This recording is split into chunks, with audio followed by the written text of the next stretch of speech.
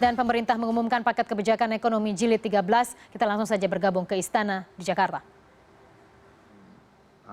Task Force untuk mengevaluasi, untuk merencanakan lebih baik dan untuk menyelesaikan kasus-kasus di lapangan mengenai pelaksanaan deregulasi yang sudah ada selama ini. Ya. Sekarang kita merasa sudah siap kembali untuk mulai, dan paket ke-13 ini tadi sudah dijelaskan mengenai perumahan untuk masyarakat berpenghasilan rendah. Saat ini ya, kepemilikan rumah di negara kita ini sebenarnya 78,7% itu ada memiliki rumah, walaupun ya jangan tanya kualitasnya sama atau tidak ya. Sisanya itu bukan pemilik, dia mengontrak, minjem dan sebagainya. Dan 31 juta rumah tangga memiliki rumah lebih dari satu. Ya. Tentu saja ya mereka termasuk yang menyewakan rumah tentu ya. Dan serta 11,8 juta rumah tidak memiliki 11,8 juta rumah tangga tidak memiliki rumah sama sekali. Ya, 11,8.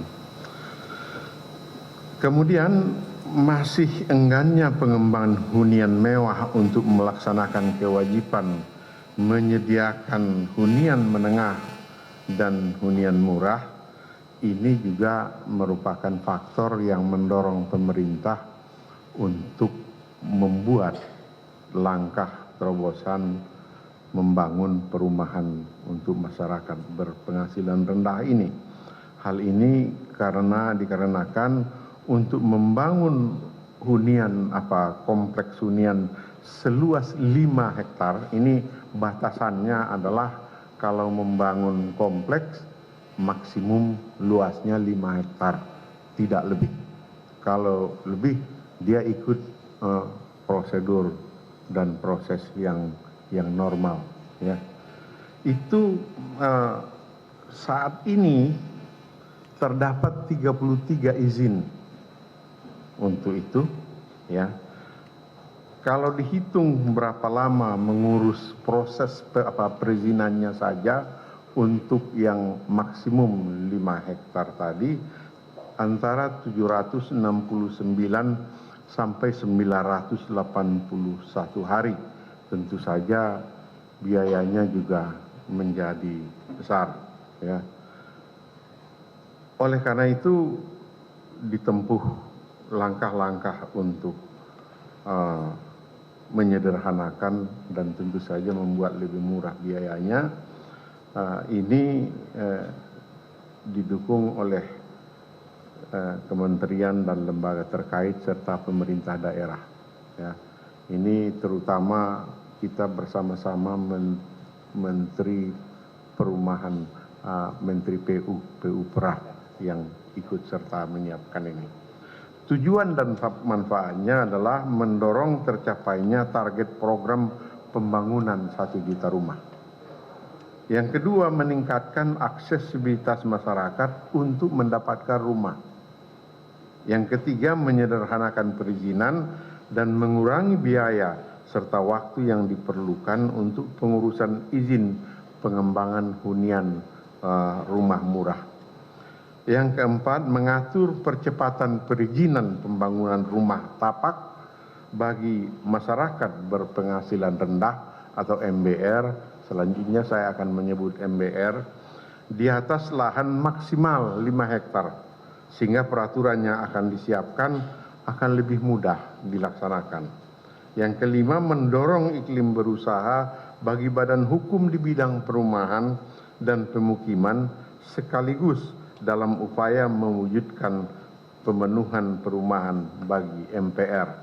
Pokok-pokok kebijakannya adalah ini akan dituangkan dalam peraturan pemerintah draft PP-nya sudah siap, kita akan sampaikan segera kepada Presiden. Pokok-pokoknya meliputi satu, penyederhanaan jumlah dan waktu perizinan dengan menghapus atau mengurangi berbagai perizinan dan rekomendasi yang diperlukan untuk pengembang ya membangun rumah MBR. Ya, kalau dikatakan rekomendasi itu sebetulnya izin juga, faktanya itu izin, walaupun judulnya bukan izin. Ya.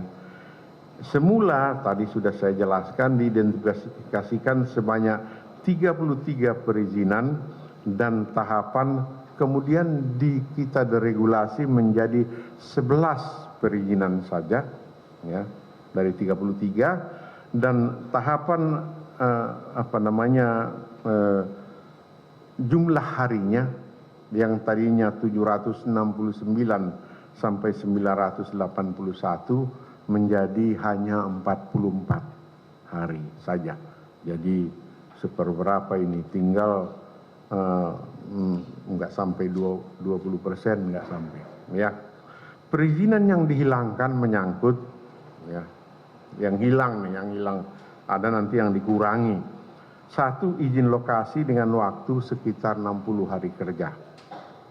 Yang kedua, rekomendasi PL banjir, namanya begitu, PEIL, PEIL banjir dengan waktu 30 sampai 60 hari kerja.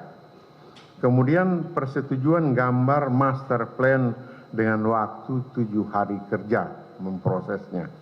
Kemudian surat permohonan pengesahan gambar site plan dengan waktu 5 sampai 7 hari kerja.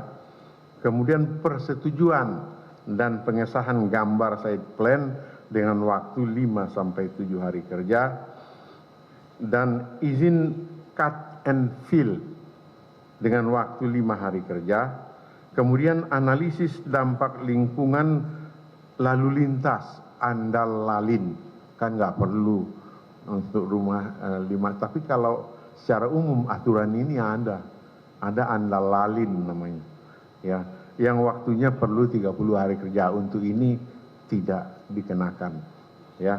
Kemudian penggabungan dari izin, proposal pengembang dengan dilampiri sertifikat tanah, bukti bayar PBB tahun terakhir dengan surat pernyataan tidak sengketa ya, dilampirkan dengan peta rincikan tanah, blok plan desa kalau itu di pedesaan ya, jika tanah belum bersertifikat.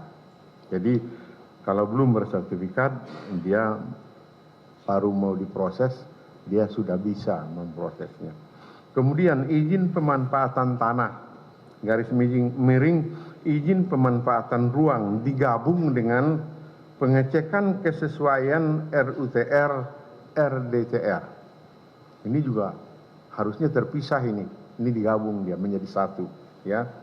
Dan pertimbangan teknis penatagunaan tanah atau APSIS planning, kemudian pengesahan site plan diproses bersamaan dengan izin lingkungan yang mencakup SPPL. Ini bukan AMDAL juga. AMDAL juga dihilangkan sebetulnya, tapi diganti dengan yang namanya UPL, UKL, yang lebih sederhana dari AMDAL ya. Atau surat pernyataan pengelolaan lingkungan yang hanya berlaku untuk pengembangan perumahan seluas maksimum 5 hektar. Kemudian pengesahan site plan diproses bersamaan dengan izin lingkungan yang mencakup SPPL, rekomendasi damkar, pemadaman kebakaran, ada. Rekomendasi itu ada itu. Ya, dan retribusi penyediaan lahan pemakaman itu pun ada. Jadi kalau Anda membangun perumahan itu harus ada yang namanya membayar retribusi untuk lahan pemakaman. Walaupun lahan pemakamannya nggak tahu ada di mana, ya. Atau menyediakan pemakaman, gantinya itu kalau nggak mau membayar membayar, iya kan kalau nanti pada meninggal orangnya kan nggak ada tempatnya. Percepatan waktu proses perizinan ini yang ketiga, ya kan. Jadi tadi hilang, digabung, kemudian ini percepatan. Yaitu surat pelepasan hak atas tanah dari pemilik tanah kepada pihak pengembang dari 15 hari menjadi 3 hari. Pengukuran dan pembuatan peta bidang tanah dari 90 hari menjadi 14 hari.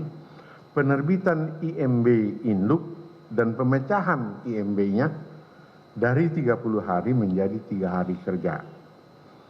Evaluasi dan penerbitan SK tentang penetapan hak atas tanah dari 213 hari kerja turun menjadi 3 hari kerja saja. Ya. Ini BPN sudah setuju ini. Penerbitan sertifikat induk HGB atas nama pengembang dari 90 hari menjadi 3 hari kerja. Penerbitan PBB induk dalam rangka sertifikat hak guna bangunan induk dari 5 hari menjadi 1 hari kerja. Pemecahan sertifikat atas nama pengembang. Ya, dan kita sudah mendengar bersama bagian awal pengumuman dari paket kebijakan jilid ke-13 yang diumumkan langsung oleh tadi Menko Perekonomian Darmin Nasution. Beberapa hal yang saya catat adalah bahwa pemerintah akan merealisasikan janjinya untuk memberikan perumahan bagi masyarakat berpenghasilan rendah ataupun MBR. Beberapa hal tadi termasuk juga diregulasi untuk para pengembang yang akan membangun perumahan untuk masyarakat berpenghasilan rendah ini akan didorong oleh pemerintah. Kita lihat bahwa maksimal nanti wilayah untuk pembangunan kompleks perumahan masyarakat berpenghasilan rendah ini adalah seluas 5 hektar dan deregulasinya akan dipangkas habis-habisan dari 600 hingga 800 hari biasanya menjadi hanya 44 hari. Jadi ini adalah karpet merah untuk para developer yang mau membangun perumahan bagi masyarakat berpenghasilan rendah.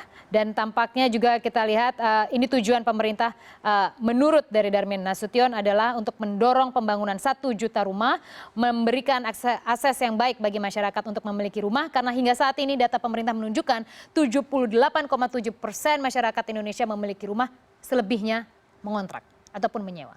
Memang sangat menyedihkan dan kita lihat bagaimana ada 31 juta rumah tangga ternyata yang memiliki rumah lebih dari 1. Jadi ini bagian dari pemerataan ekonomi nasional di dalam negeri. Satunya adalah dengan kepemilikan rumah.